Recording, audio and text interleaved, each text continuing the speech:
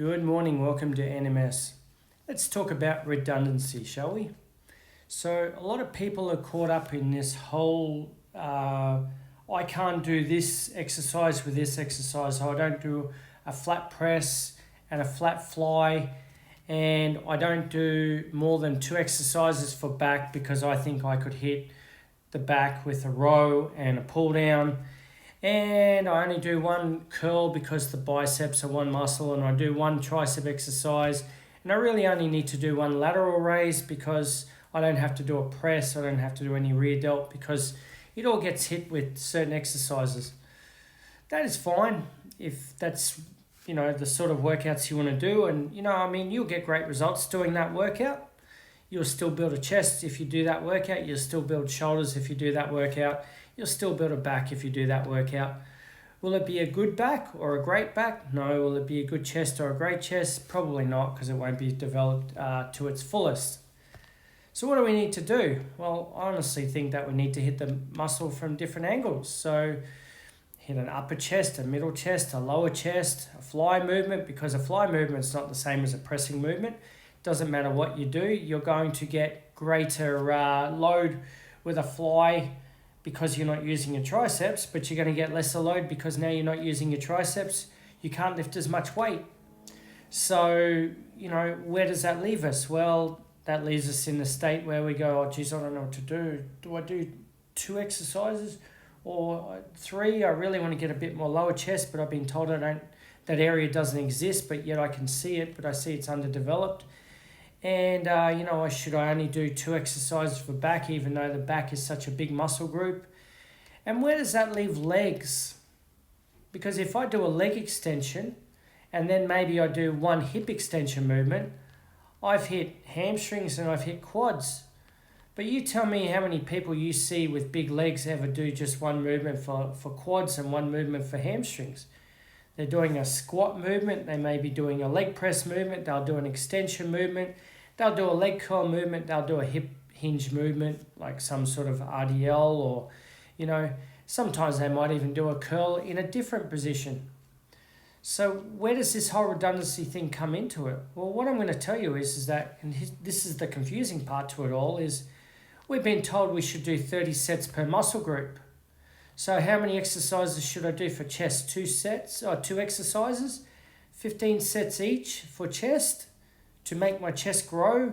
So I do 30 sets of leg extensions to make my legs grow.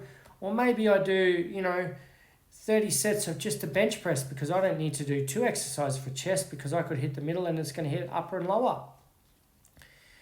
And the answer to the question, honestly, is look, if you want to get proper development, hit different angles to the muscle, but obviously you got to be very careful that you don't hit too many different angles. I'm not going to do a dumbbell press in the same workout as I do, let's say, a flat press, but I'll do a squat with my feet narrow, and I'll do a squat with my feet wide, and I even do a squat with a free bar because it's more glutes, because my feet are positioned right underneath my center of gravity, so I get more glutes from that because I get more hip flexion. And I also do a leg extension because leg extension is the only movement you can do for legs where there's a full load in a fully contracted position, and it tends to hit the rectus femoris quite well. And I'll do a leg curl and a stiff leg deadlift or a hyperextension because that is a hip hinge movement, and the hamstrings join not only to the femur, right? In 2 cases, there's 2 hamstring muscles that join to the femur. And in 2 cases, it joins to the lower leg, and then onto the hip. Now, you're going to confuse yourself, right? If you start to sort of think, well, I don't want to get too redundant with my workout, all right? But then you're going to confuse yourself because you think volume, and then you're going to confuse yourself because you think frequency. The fact is that as long as you're hitting each muscle group from the various angles, okay, upper, middle, lower for chest, a press, lateral raise and a rear delt for shoulders, a stretching movement for the long head of the tricep, and extension for the short head of the tricep, and then for the medial head, you could do a pressing movement, which generally hits all of the heads anyway. And for calves, you could do a seated and a standing calf raise, and then you're going to have full development of all those different muscle groups. Now, I know I've ranted on for a little bit in this video, but all I do with the fitness industry is see people go around in circles, getting confused because an influencer says this, and then changes his mind next week and says this, and you'll hear Jacob say one thing, and you'll hear TNF say another thing, and you'll hear various people go and tell you that, well, you don't need to do this, or you should be doing this, or you should be doing that. If it's working for you, don't change it. If you feel like you need more from an area, change it.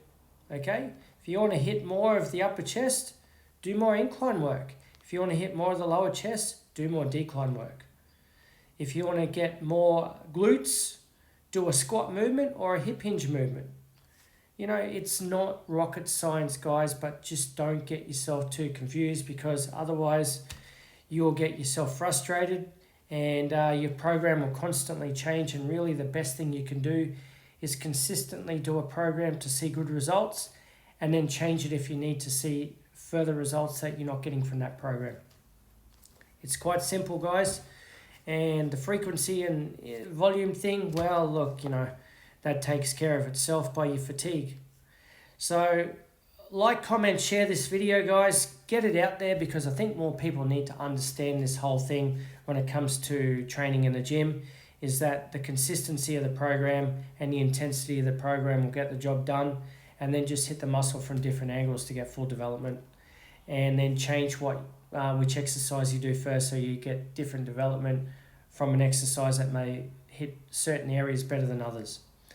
Thanks for listening, and I'll see you in the next video.